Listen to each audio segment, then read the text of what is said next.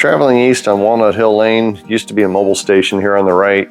You come up to the intersection of Composite Drive and Walnut Hill Lane, just feet off of I-35. Count the hookers as you turn into what used to be Restaurant Row of Dallas. Used to have Old San Francisco Steakhouse on the right, Paul's Porterhouse on the left. Now both a strip club and gone. On the left was Don Carter All-Star Lanes West, now USA Bowl. Imagine the PWBA when they came in 2022, and this is the view that they had when they turned into the parking lot to have their tournament held at this place. Far cry from what it used to look like when it was Don Carter All-Star Lanes West. Much has changed. The tornado hit just to the right in 2019 and almost took out the high end of the building.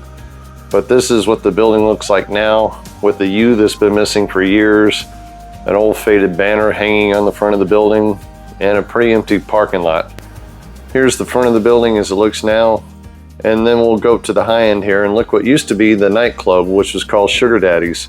Used to be an all glass facade, but the tornado took most of the glass out and just put up some waffle board that was painted black in its place. Here's a view of the high end that just kind of never got completed after the tornado damage. This is Josh Modello, the owner. Somehow he won Proprietor of the Year of 2022. What a joke.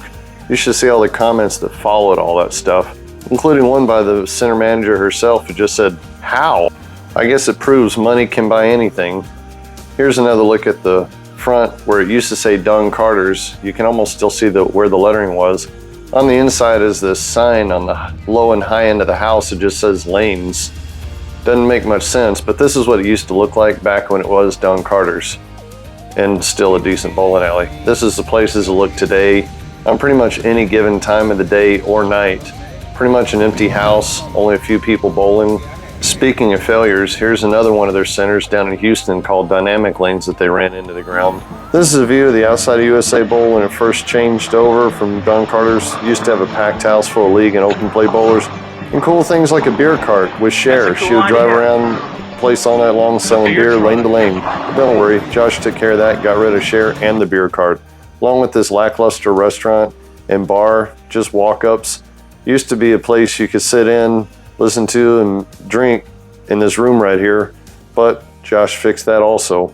This is a picture of Mike Freeman with me and Susan. Susan Ellis, the one that was the glue that held this place together. Now let's do a walkthrough tour and look at the place. As you walk in the entry door, got a water machine, vending machine, a couple of canning machines. Main offices are right located here. Here's the lackluster front desk, just some 2x4s that they covered. Put some cheap plastic shelving to hold shoes behind there. Nothing on the walls. Pretty much a very cold environment compared to what it used to look like.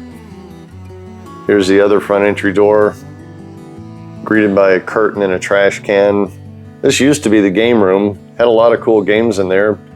The only problem is they never used them, so it just kind of became a storage area for a bunch of junk and games that could have been used and brought people in. Got a bunch of benches sitting around for when they did tournaments and things.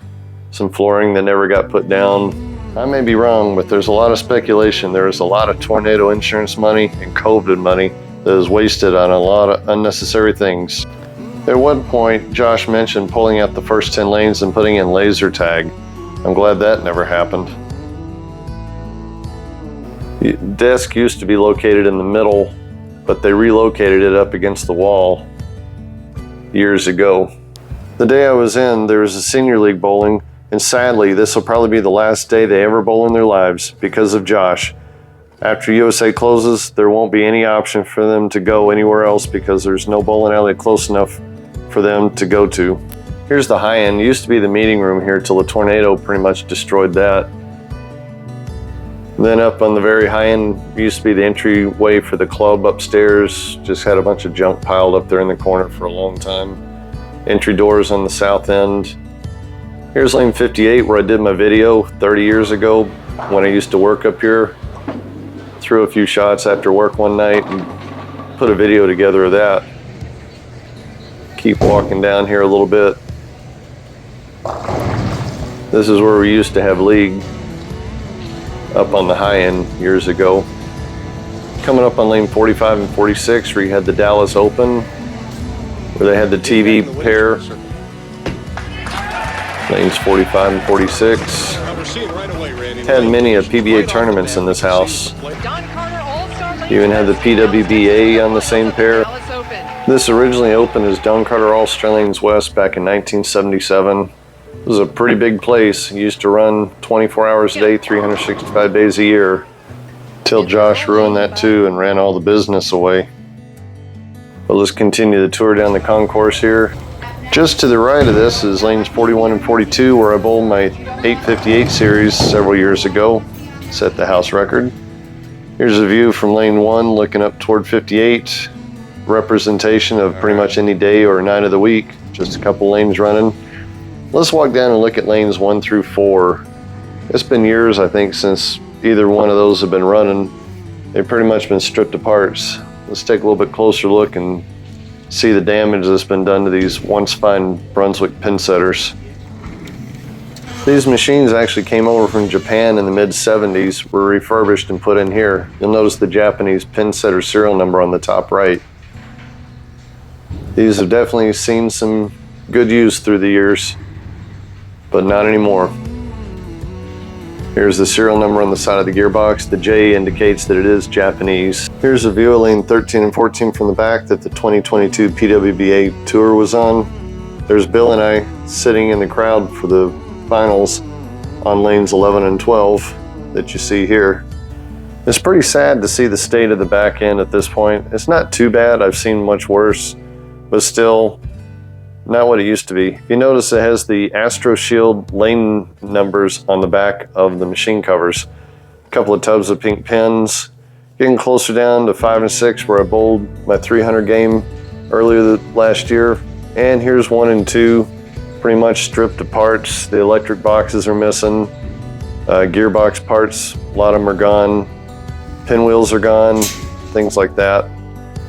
I decided to walk up toward the high end. Noticed a rake arm laying against the back wall. I believe that's the old shaky rake arm that we saw so many times watching the live streams from lane 19. Looks like they finally welded it. And also, when I got near 19, it sounded like it wanted to die. Listen to this thing. I figured I'd look a little closer to see what the heck was going on.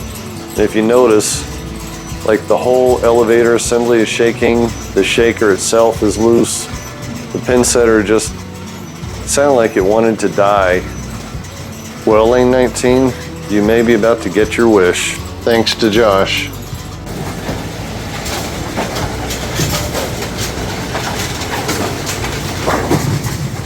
I walked up closer to the high end and found old Clangy, lane 36. Listen to the music of that old pinwheel.